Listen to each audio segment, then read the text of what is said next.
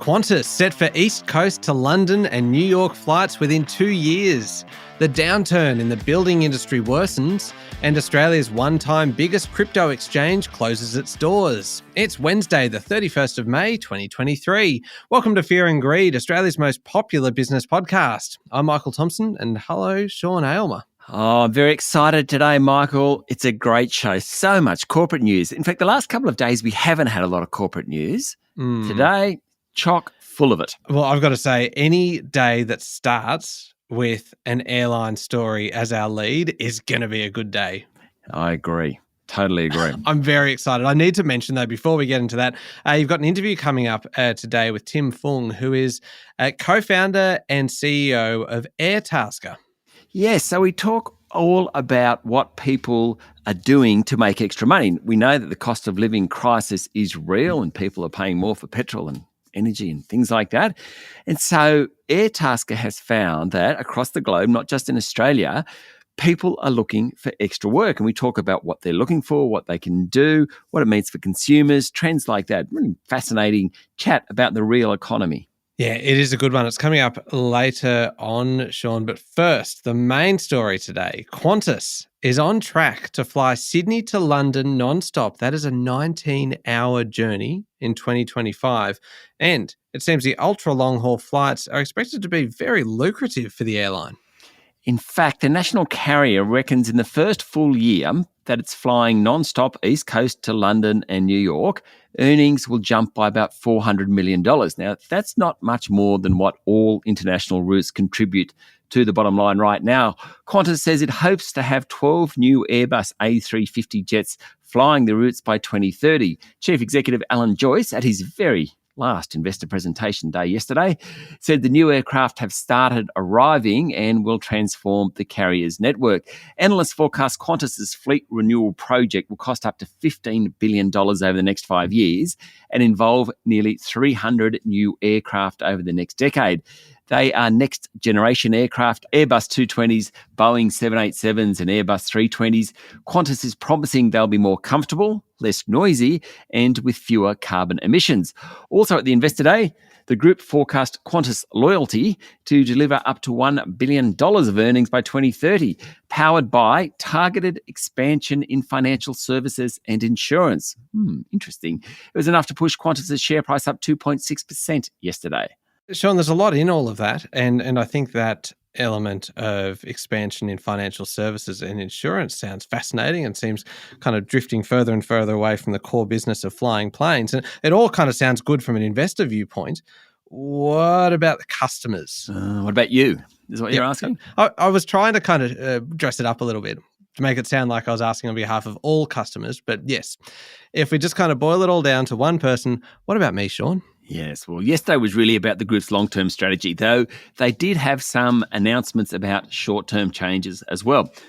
There'll be changes to the boarding process from November this year. You know, when you're overseas, mostly they have segments. So you might be A, B, C, D, E segment, and you've got a board in your segment. So that's what Qantas wants to start doing rather than just a massive long line that snakes into the next arrivals area.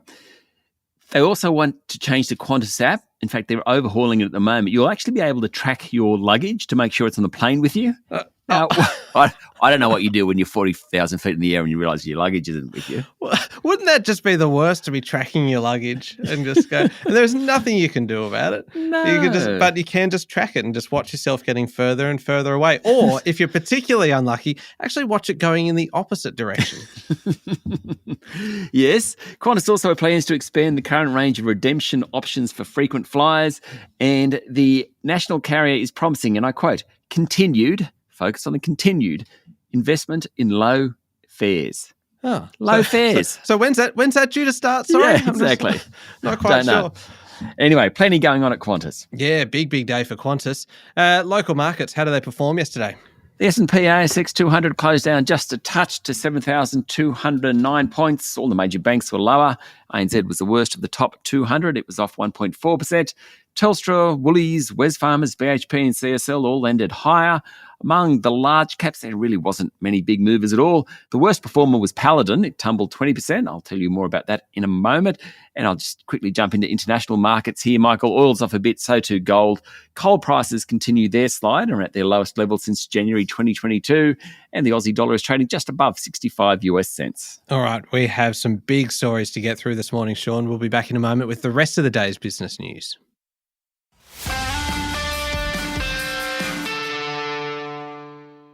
Sean, the building sector is in a slump, with approvals for new dwellings down 24% compared to a year ago.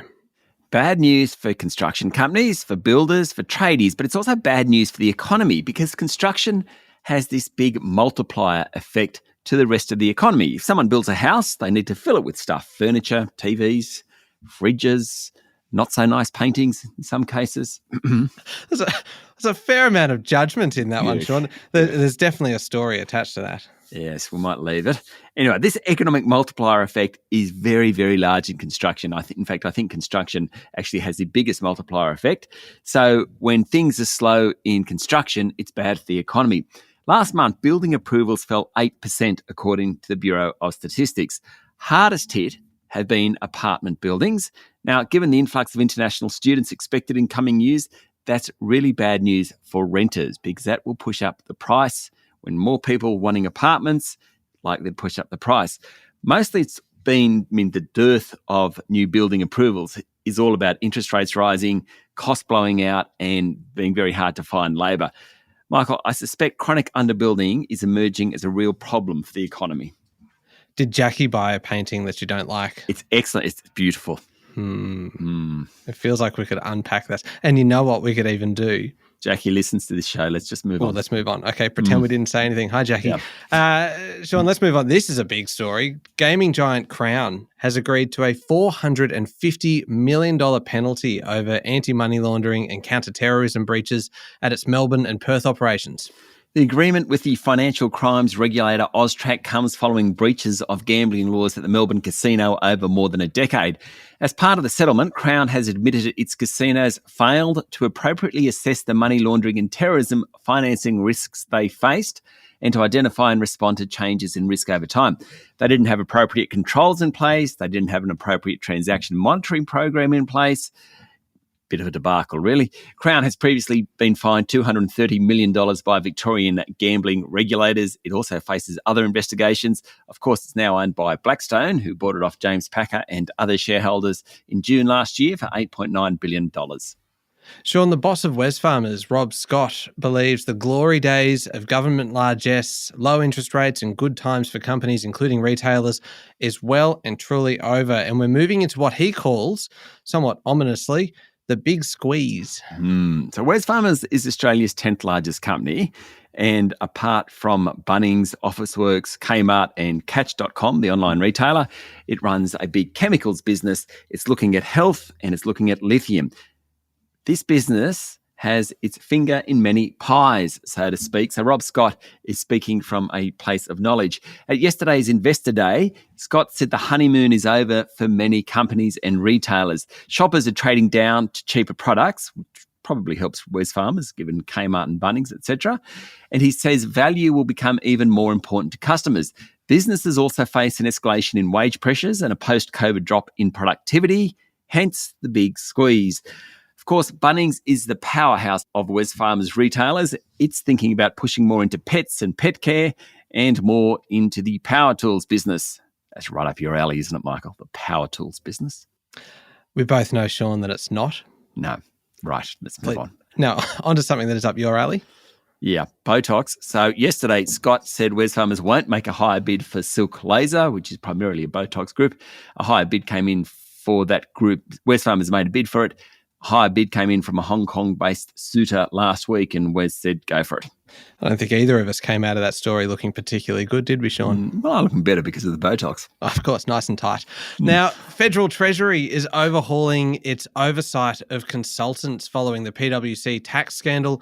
including, Sean, strengthening deeds of confidentiality. Seems kind of pretty important after this. Yes, no surprises there. Senate estimates are going on at the moment. Plenty of stuff comes out of these meetings. Treasury official Roseanne Kelly said the bureaucracy had more accountability at the advisory level and with industry bodies now. Yesterday, Treasury was criticised in estimates for knowing about the leaks by PwC for 5 years before talking about them publicly. The leaks gave the consulting firm an unfair advantage winning business, also enabled multinationals to pay less tax. On the very same topic, Finance Minister Katie Gallagher said while the government has taken steps in response to the scandal, cancelling existing procurement contracts is not a viable option. It came after Greens leader Adam Bandt called for an immediate review into PwC's current contracts with the federal government. Away from the PwC saga, Treasury said it's not far off providing recommendations to Jim Chalmers, the Treasurer, of course, on how to modernise the Productivity Commission. Don't you reckon there's irony in that? How to modernise the Productivity Commission? One would think that the Productivity Commission should already be super modern and super productive and needs no improvement. Anyway, not the case apparently. Also, Treasury Secretary Stephen Kennedy said that nearly half the influx of temporary migrants over the next 4 years, which will be in the hundreds of thousands of people, half of them will be international students. Sean, you mentioned this one earlier in the show. Uranium miner Paladin Energy's share price tumbled 20% yesterday before it requested a trading halt. It came after the Namibian government threatened to nationalise some natural resources.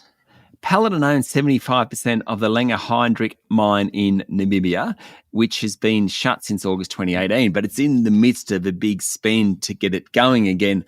Namibia is a very large uranium producer, and on Monday night, the Mines and Energy Minister advocated for greater government control. He suggested the state should own a minimum equity percentage in all mining companies and petroleum production, and it shouldn't have to pay for that. The other local operator in Namibia, at least the ASX-listed operator, is Deep Yellow. Its share price fell 5%. Now, I must say I don't know much about Namibia, so I went and looked it up yesterday. A good trivia question for you, Michael. I know you're trivia king. Namibia has 5 bordering nations as well as an ocean. Name 2 of those nations. Botswana, definitely. Yeah, well done. Well done. Because I always wanted to live in Botswana, of all places. Really? Yeah, I spent a lot of time on South Africa is obviously another one of the ones that borders it. But I spent a lot of time on South African and Botswanan real estate websites trying to find a place to live. Really? Why? Oh, I read a lot of Wilbur Smith books, Sean, and I think I was sucked into the romance of it. Okay, now, so you've just answered it without a second thought, Botswana and South Africa. Can you give me a third one? Zimbabwe. Fourth, please. Come on. Zambia? Ooh. Let's go for 5. The quintella? No, quin something is 4, isn't it? Let's go for 5 out of 5. So we've got Zambia, Zimbabwe, Botswana, South Africa, and... Oh, no, I'm out. I'm gone. I'm sorry, Sean. I can only do 4. Angola. Okay. All right.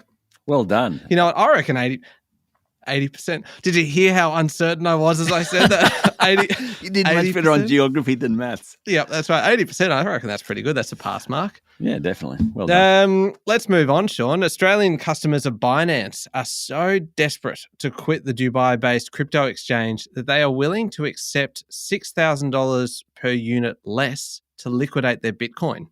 So Binance will stop facilitating all Australian dollar withdrawals today after its banking partner Cuscal wound down its partnership citing fraud concerns, according to the Financial Review. Westpac has banned customers from transferring to Binance as well. So yesterday, basically, Binance was selling 1 Bitcoin for about 36,000 Aussie dollars.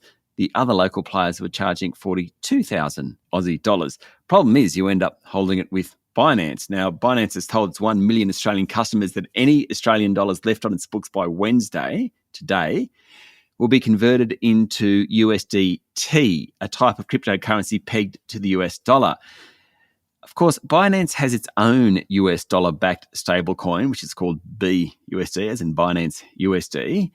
But the issue of that one has also stopped working with Binance, did that back in February. So it can't issue that as well. Bit of a mess, really, Michael. Bit of a mess. God, you can say that again. I was kind of following you along there, but that actually just sounds really, really ugly. You do not want to hold cryptocurrencies in Binance, on the Binance exchange. No, it doesn't sound like it.